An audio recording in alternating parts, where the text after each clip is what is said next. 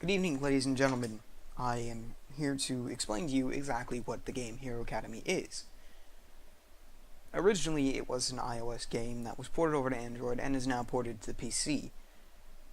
But does it stand up as well as it did on the iOS, which is undoubtedly a good game, and on the Android, which is, of course, a good game as well? Yes and no. It has its perks and it has its downsides. And the real question is, do those perks outweigh the downsides of the port? As far as I can tell, no. This is a very much an iOS game in the sense that you cannot sit down and play it for a good 60, 70 minutes and continue to play. You play in 5 to 10 minute spurts. Now, that's not to say you can't, of course, play for 70 or 80 minutes at a time. It's just very difficult to do. Before delving anything else, I'm going to click on the settings screen. Now, you've probably by now noticed the black bars on the side of the screen. There is no full screen option. There is no option to change the resolution, and there is no option to turn the sound down without completely turning it off, as you can probably see right there.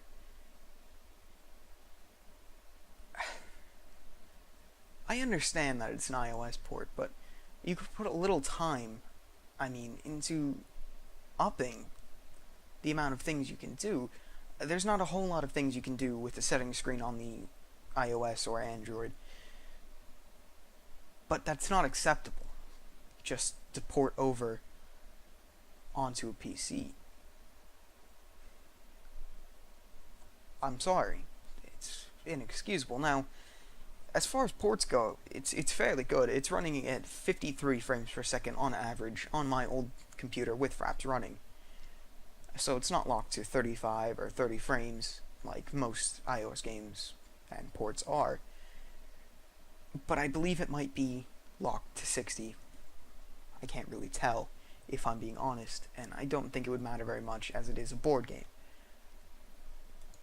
Now, you've heard me mention that it was a port a couple of times, so you must be thinking, there must be microtransactions. You are more or less correct. But the microtransactions take a very interesting form. It's not $10 for 10,000 coins, or $5 for 500 extra experience.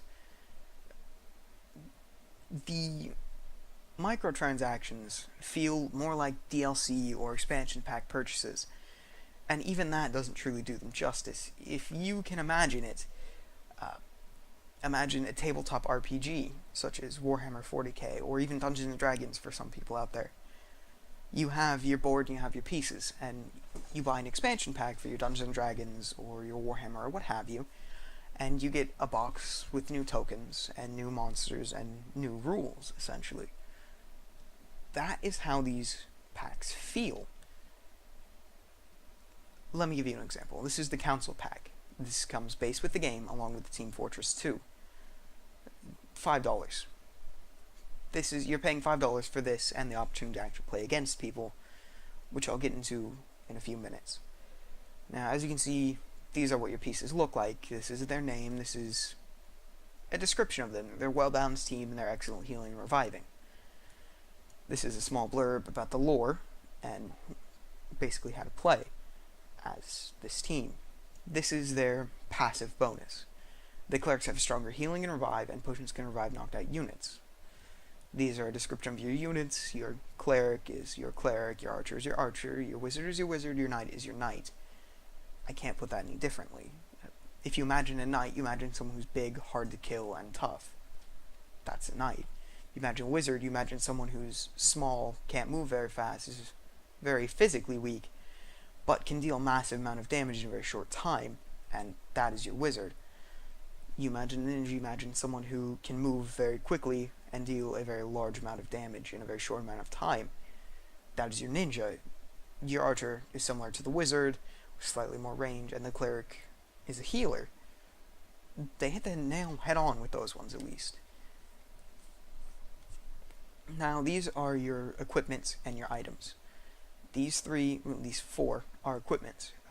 Each piece of equipment has something different that it does to each character, like the helmet increases your magic and max health. The rude metal blade increases your ally's power by 50% permanently, so it's very, very good items to use on, say, a knight or even a wizard. Dragon Scale increases defense and max health. Inferno deals damage in area, but the Revive Potion and the Supercharge are the really unique ones in this kit. The Revive Potion heals an ally for 10,000 health or revives them. Now that means if you have a dying archer, but a dead knight, you have to make the choice to use your one Revive Potion on either saving the archer or reviving the knight. Depending on who you're playing, either one could be the viable option. And the Supercharge multiplies your power by 3. That is essentially your bloodlust. Once you use that, when you have no other option and you absolutely positively need to kill your opponent. But that's the breakdown of the council, and you're probably thinking, if this isn't a tutorial, why are you telling me exactly how to use these items?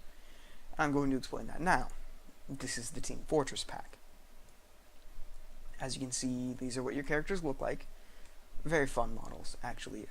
Some of them even have hats, which I thought was very clever. They're a flexible mobile team with 9 distinct heroes. They have a different perk, a different passive. Relentless action. Stomping an enemy grants an action point, and I'll explain that in a moment. But the characters are different. I mean, they're not alike. There are 9 characters, and only 3 items as opposed to the Council's 6. As you can see, it's already a lot different. Each character works similarly as it does in Team Fortress. Soldiers and Devilman do the most damage. Pyro is an AoE class. Heavy can deal damage at range. The Medic boosts and heals and ubers. Spy is very good once he gets behind you, and the Sniper is good at range. The Engineer can also upgrade your allies' weapons, which is very neat, but it does further the idea that unlocks are better, which, generally speaking, they aren't. You may be looking at this, and you're seeing there's no health potion, there's no attack item, there's no spell. There's a debuff, there's a respawn token, and there's a sandwich. Sandwich heals an ally and adds 2 range to your movement. Respawn revives your ally at no AP cost, which I'll explain again in a moment. And Girardi works similarly to Girardi does in Team Fortress. It's a completely different set. It's not cosmetic. Now, I know what you're thinking. You're thinking, well, if it's not cosmetic, then the Dark Elves or the Dwarves or the Tribe or the Shaolin simply must be better than, say, the Council. That's not necessarily the case. I've really only used the Council in Team Fortress, but each opponent I've gone against has been a different race, I guess, than mine. And not a single one of them has really felt underpowered or been an easy fight, at least no easier than the other ones. And that's very good. I mean, it's well done. It's somehow cosmetic without being cosmetic. And I do like that, and I do think that deserves a place in other board game type games. But each one is roughly $4. I don't feel that it's really worth the $4. $10 for all of them, undoubtedly, would be perfect. And I'm not talking about Council and Team Fortress. Council and Team Fortress, $5, that's fair. But for these 4, $10 is really would be the max amount I'm willing to pay, as opposed to the $15 or $14 that they currently cost. It's not a huge difference, but it's just something that I truly feel isn't justly priced, I guess you could say. But you can take that with a grain of salt, of course, as I think the keys in Team Fortress that are $2.50 are overpriced and worth maybe half of what they're actually charging. So take my judgment with a grain of salt, is all I'm saying. Now, you may have also noticed the avatars. It's the same setup as with your team. All these do is change your avatar up here. I'm not sure if they cost more or are bundled with the avatars, or the team packs from the actual store. As far as I can tell, they are the same, but I did get the gold pack, which is how I have all of this, so I can't really say one way or the other. They're purely cosmetic either way, and you don't have to buy them if you don't want. Also in that vein of purely cosmetic is the uniform colors. They make no difference to actual gameplay, they just make your people pretty. I've chosen home as blue and away as red because those are Team Fortress colors, and I thought it would be clever. It's not. Now, you may have also noticed this. This is challenges, and for the rest, most of the rest of the video, I will be attempting 1 or 2 challenges while I talk about the gameplay mechanics. This was 99 cents, and this is essentially the single player. The base game has no single player, it is all multiplayer. I don't believe that you can do against an AI opponent. You are forced to play online, which is a huge downside, and I'll show you why. Looking at this screen, you may be somewhat reminded of games with friends, and there's a very accurate description of the way this game works. You have your completed matches, you have your waiting for matches, and you have your current turns. When it says waiting for, it doesn't mean you're waiting 5 or 10 minutes. It means you could be waiting days, even weeks, I believe. There is no time limit for your turn, and that leads to a very long amount of time in between actually moving. And as I said earlier, it's meant to be played in 5 to 10 minute spurts, but you can play it in more. As you can see here, there's the option to start a game despite having already 3 open. I believe you can do that indefinitely, and you can start as many games as you want. Which means, statistically speaking, after a certain amount of time, you're going to always have a turn ready, and you can play. But I don't necessarily want to do that. Like Falencito, I'm butchering that name. I want to continue this game. It's heating up, and I have a couple of good ideas, but I need to wait and see. And I'm truly afraid that I'm going to forget these ideas before the actual time comes. I don't like that model. It is very much an iOS model, and does not have a place on the PC. But that being said, they made it have a place on the PC. If you remember earlier, I believe I said that not having the option for full screen was both a great downside and a great upside. The upside is that it is 100% windowed at all times, and that means you can minimize at any moment. Now, you're probably thinking, why would I do that? You are not going to be playing this game for a long amount of time, like I've said. So, the option to minimize is a great gift to the players. You can go on Reddit, or 4chan, or what have you, watch videos even on YouTube, like this one, and still be able to play the game. There's a little notification that will pop up, much like when you have a Windows update, in the corner of your screen, if you have Windows. And that'll pop up telling you it's your turn against, and then your opponent, which is very good. I don't like to be doing one thing, I have to be doing multiple things, or I start to get stressed out. Which is very weird, and I should probably see a doctor. But it still stands that I need to be doing multiple things. So I like that. This is a game that I'm going to have running if I'm just browsing the internet. It gives me something to do in between looking at web pages and talking to friends on Facebook, which is very good. This game knows it's an iOS port, and it doesn't try to be anything but an iOS game, which a lot of games don't do. They try and be PC games when they're simply not PC games. So, good on Robot Entertainment, which you may recognize the name. I believe they're the same people that released Orcs Must Die. A very good company. Orcs Must Die is a very good game. Now, I said I would talk about actual gameplay, so let's do a challenge. Each one here, as you can see, I haven't completed any of these, but each one here is a different character pack. So we'll go with the Team Fortress one. Each one has a base description, I would say, of what's actually going to be in it. As well as probably, I would imagine, a hint as to how you're supposed to win. Teamwork, please, you're supposed to use a team. Stabbing times, you're supposed to use the spy, etc., etc. We'll do It Takes Two. This is your objective. Just knock out the enemy knight to win. Not too difficult. There's no given amount of turns. I imagine it's much like any other game. Now, if you click down anywhere on the board, it will show you up here how much life your crystals have. I have no crystals in this one, so obviously that's not a problem. It will show you how many recruits you have left, which is how many pieces, so your medics, your engineers, your what have yous, which is very good. It's a very clean interface. As you can see on the side, I can switch back and forth between them.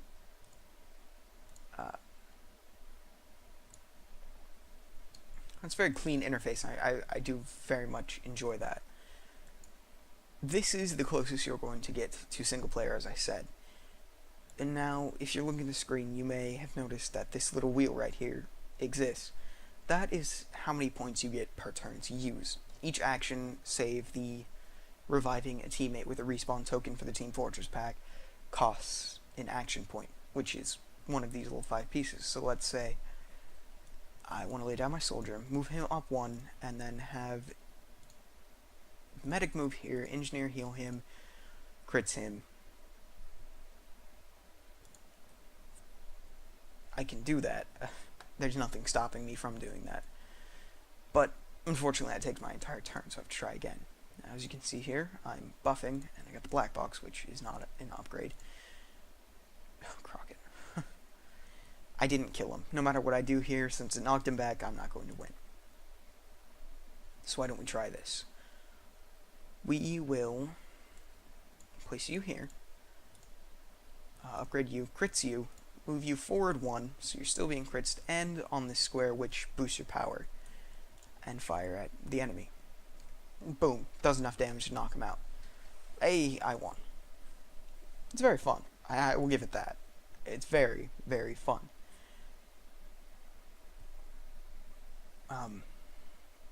If you hold right mouse button down over something, it'll tell you how much health they have, how much resistances they have. As you can see, heavy has none. What their range is, and what their movement allowance is. It all works. And a basic description of the character, which very good.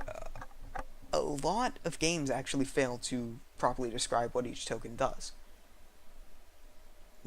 Yeah. There's not much more I can say about that, really.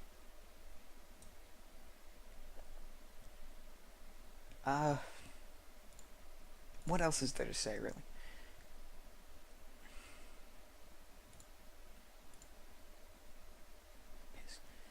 Reset that. There are no items in this one. Let's see if we can get one with items. And nope. Alright, we're going to have to default to actually an unplayed game. I did actually record this video previously, but the audio didn't sync up right. And I'm hoping it doesn't happen again. It was also very stuttery, and I said a lot, which I'm trying to stop. So this is what an actual game looks like. This is my opponent, who is a real person. These are my pieces. I'm using the council pack. Let's say I desperately want to kill him. I will move you forward, permanently increase your attack. Attack. Attack. Attack. He's dead. But he's just knocked out.